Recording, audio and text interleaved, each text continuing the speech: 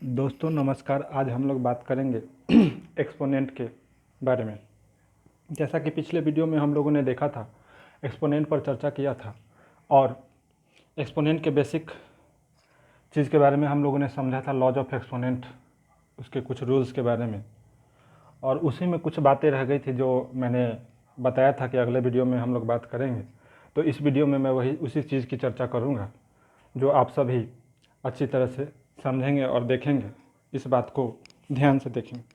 तो दोस्तों हमें बात यह है कि हम लोगों ने पिछले क्लास में ये चर्चा किया था कि something to the power 0 equal to 1 होता है।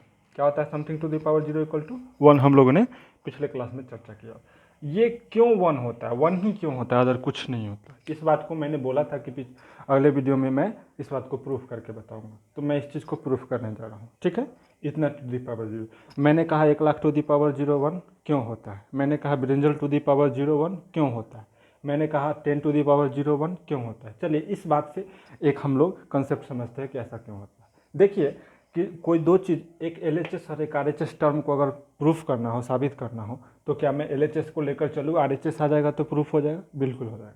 चलिए एक टर्म्स को लेकर चलते हैं। मान लीजिए 1 फ्रॉम RHS से चलते हैं, LHS लेकर चलेंगे तो हमारा प्रूफ हो, LHS आ जाएगा, प्रूफ हो जाएगा। चलिए 1 को हम लोग लिख सकते हैं A इंटू 1/A। क्यों लिख सकते हैं?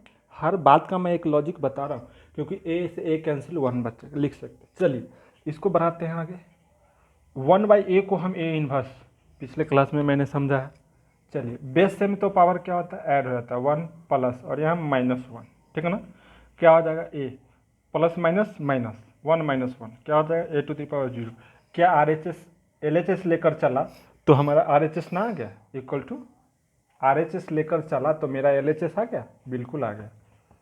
Hence it is proved, hence it is proved that, हम लोगों ने यह साबित कर दिया कि A to the power 0 equal to 1 कैसे होता है, क्यों होता है, इस बात का। अगर किन्हीं बच्चों को नोट करना है तो इस चीज़ को नोट कर सकते हैं और समझ सकते हैं। अब हम लोग चर्चा करेंगे कुछ प्रॉब्लम्स के बारे में, एक्सपोनेंट के कुछ क्वेश्चंस को देखेंगे। तो नोट करना चाहते हैं जो बच्चों, वो नोट कर सकते हैं अगर इच्छा शक्ति हो तो। चलिए हम लोग इसको इरेज करते हैं और देखते हैं।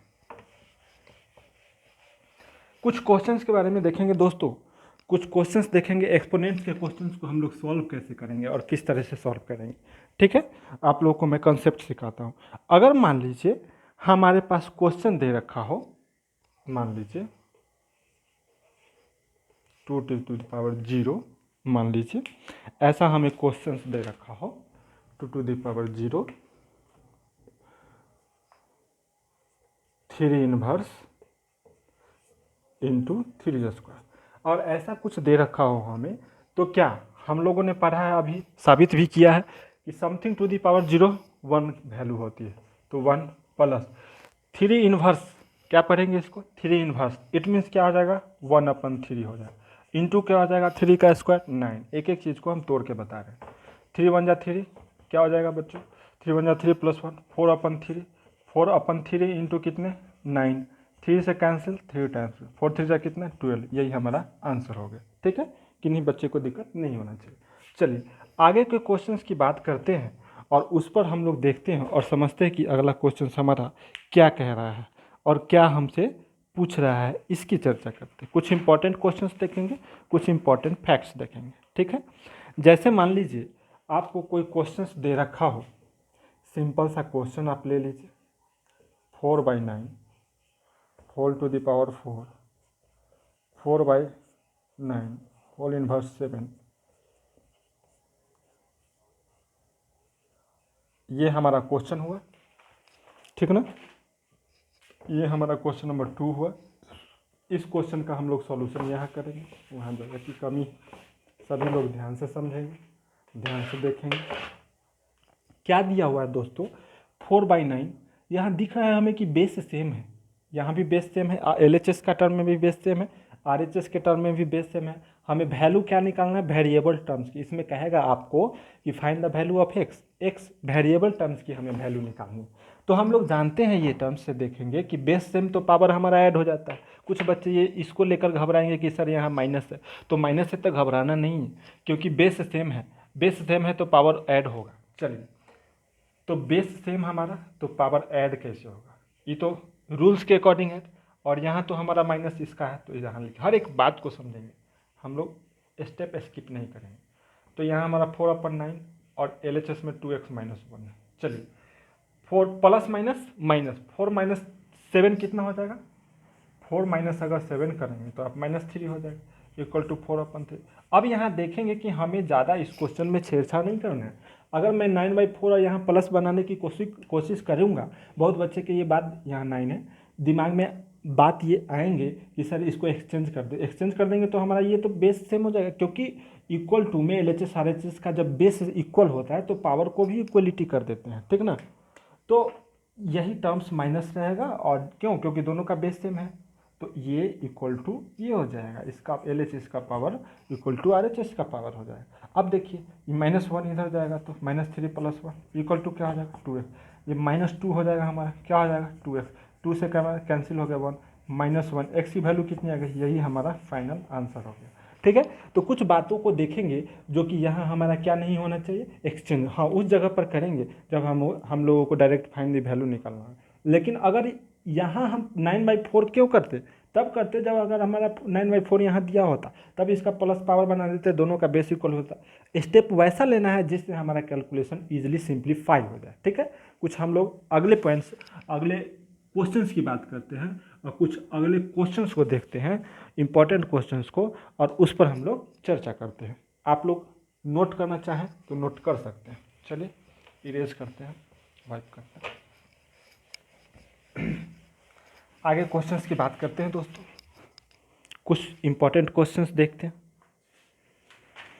आपको समझाने का प्रयास करते हैं, आप समझने का प्रयास करेंगे। चलिए क्वेश्चन नंबर नेक्स्ट है, इवैल्यूएट। क्या कहेगा दोस्तों, इवैल्यूएट, यहाँ वाटर लग जाता है थोड़ा दिखता है। इवैल्यूएट, ध्यान से देखेंगे, थोड़ा आप लोगों को मार्कर में प्रॉब्लम हो रही होगी, एक मिनट। इवैल्यूएट, इवैल्यूएट, इवैल्यूएट का मतलब होता है हमें वैल्यू को जो है फाइंड करना, निकालना। चलिए देखते हैं इसको। जैसे अगर हमारे पास क्वेश्चन ऐसा कुछ दे रखा हो, 3 इनवर्स, बड़ा इंटरेस्टिंग क्वेश्चन है और सभी लोग ध्यान से देखेंगे, ऐसा है, ठीक ना।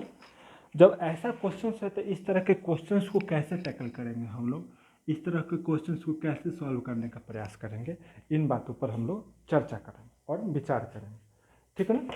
तो देखिए मेरे प्यारे मित्र, मेरे प्यारे दोस्तों, मेरे प्यारे देशवासियों, यहाँ हम बात करते हैं इस क्वेश्चन को सॉल्व करने की। 5 इनवर्स क्या हो जाएगा, 1/5 इंटू 3 इनवर्स क्या हो जाएगा, 1/3। इनमें किन्हीं बच्चे को दिक्कत नहीं होनी चाहिए, हर एक स्टेप तोड़ के लेते हैं। 6 इनवर्स 1/6। चलिए अकॉर्डिंग टू सिंप्लीफिकेशन के रूल काम करेंगे। 1/5 इंटू 3 15, 1 इंटू 1 1, इसका होल इन्वर्स है। हमें पहला काम की पावर को पॉजिटिव बनाना, 1/इन्वर्स है, तो ये हमारा क्या हो जाएगा दोस्तों, 15 हो जाएगा, डिवाइडेड बाई 1/16, ठीक ना। क्या आ जाएगा, डिवाइड है, ये इंटू में आ जाएगा, एक्सचेंज हो जाएगा 6/1, क्या हो जाएगा 15 6 90। यही हमारा फाइनल आंसर हो गया, ठीक है दोस्तों। आप सभी जानते होंगे कि ये फाइनल आंसर हो गया और आप लोग इस आंसर से बिल्कुल सेटिस्फाई हो गए होंगे, ठीक ना।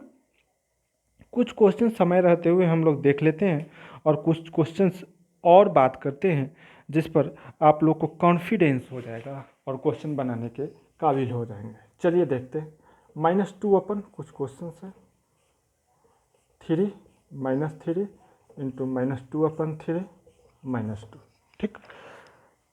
इसकी बात करते हैं, बेस हमें सेम है, -2/3, पावर क्या हो जाएगा, ऐड हो जाएगा, यहाँ ये रूल का प्लस, और उसके बाद आगे की प्रक्रिया करेंगे, -2 क्या हो जाएगा, -2/3 होल टू द पावर -5 हो जाएगा।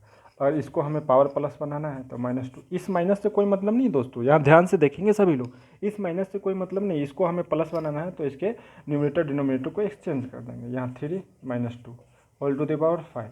अब ये ऑलरेडी जानते हैं स्टैंडर्ड फॉर्म में ऊपर ही रहता है, -3/2 होल टू द पावर, यही हमारा आंसर होगा। तो इस तरह से हम लोग कह सकते हैं कि हम चैप्टर एक्सपोनेंट को इंड कर दिए और जो भी ज़रूरत बातें थे आप लोगों को मैंने आप लोगों के सामने रख दिया, बता दिया। अगर इससे संबंधित कोई डाउट लग रहा है तो अब अगले वीडियो में किसी नेक्स्ट टॉपिक्स पर हम लोग आएंगे, मिलेंगे और चर्चा करेंगे। और इसके अलावा एक्सपोनेंट से संबंधित आप लोगों को लगता है कि कुछ हमें डाउट है, कोई क्वेश्चंस है, इसके एक और पार्ट्स आते हैं कुछ बचे हुए स्टैंडर्ड फॉर्म, जिसमें अगले क्लास में या कभी मौका मिला तो चर्चा करेंगे। अगर किन्हीं बच्चों को या किन्हीं लोगों को चाहिए कि इस टॉपिक्स पर हमें एक्सप्लेन कीजिए, कोई पॉइंट्स चर्चा कीजिए, तो आप कमेंट करके हमें बता सकते हैं। Thanks for watching. हमारे चैनल पर बने रहिए, इससे आपको नॉलेज अपडेट होते रहेगा। और आपसे बार बार रिक्वेस्ट करता हूँ कि मेरे चैनल को लाइक, सब्सक्राइब और शेयर करते रहें, और जब भी वीडियो देखें तो पूरी तरह से देखें ताकि आपको फ़ायदा मिले और कंसेप्ट मिले। क्योंकि ज़्यादातर लोग पढ़ाई से संबंधित वीडियो को यूट्यूब पर नहीं देखते हैं, ज़्यादा कॉमेडी वाला वीडियो देखते हैं। इसलिए जो लोग एजुकेशन से जुड़े हुए हैं, जो एजुकेशन टीचिंग से हो या फिर आप जो है स्टूडेंट हो, इन वीडियो को अच्छी तरह से पूरी एंड तक देखें ताकि आपको बेनिफिट मिलेगा। Thanks for watching.